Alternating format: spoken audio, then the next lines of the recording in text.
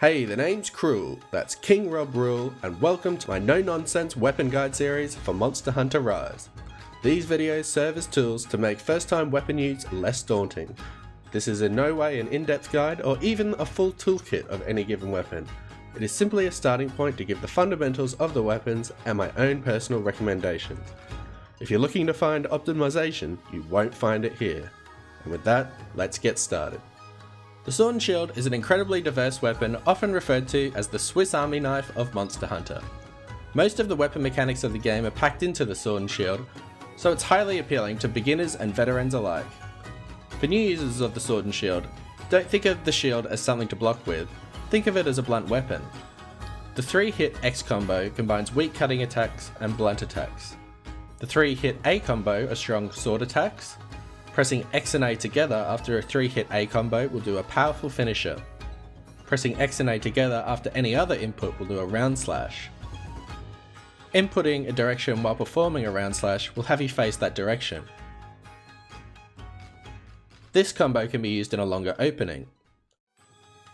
Pressing forward in the direction the hunter is facing while pressing A 3 times is the shield basher combo. This does high KO damage and is best used on the head. Keep in mind elemental and status effects are linked to the sword only. The shield doesn't apply them. Press back and A after an attack and you will enter this backstep. This is a huge part of the Sword and Shield's kit and many actions can be performed from it. If you press nothing or mistime an input, you will do a forward lunge. If you hold A, you will do a charging sword attack. You can time it depending on the situation.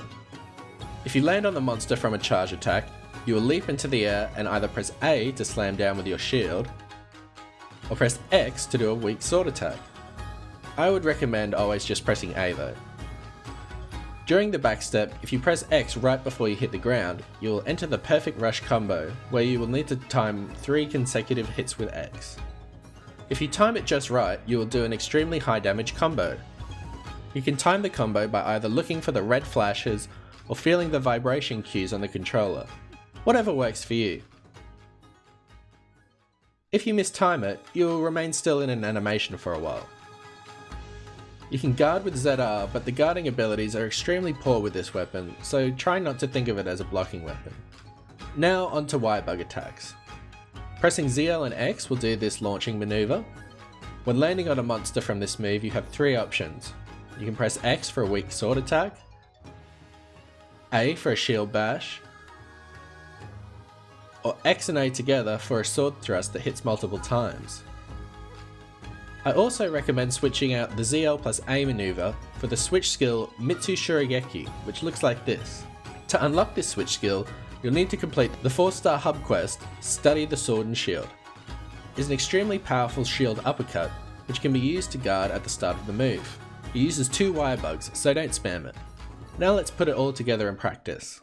Playing with the Sword and Shield is all about making the most of your positioning at any given time.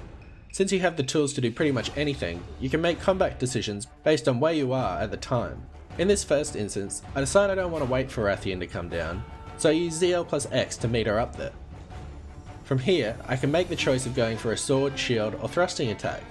Since I'm somewhere between the back and the head, I go for the shield bash for maximum effect. From here, I maneuver around the fireball, and since I'm near the head, I use shield bashes to stack up more KO damage. At this point, my built up KO damage has paid off, and we get our first knockout. This provides a good opportunity for the perfect rush combo. Note that the final hit of the perfect rush goes into an aerial attack. You have the same options here as landing a ZL plus X maneuver. Here I demonstrate the power of ZL plus A in a counter situation.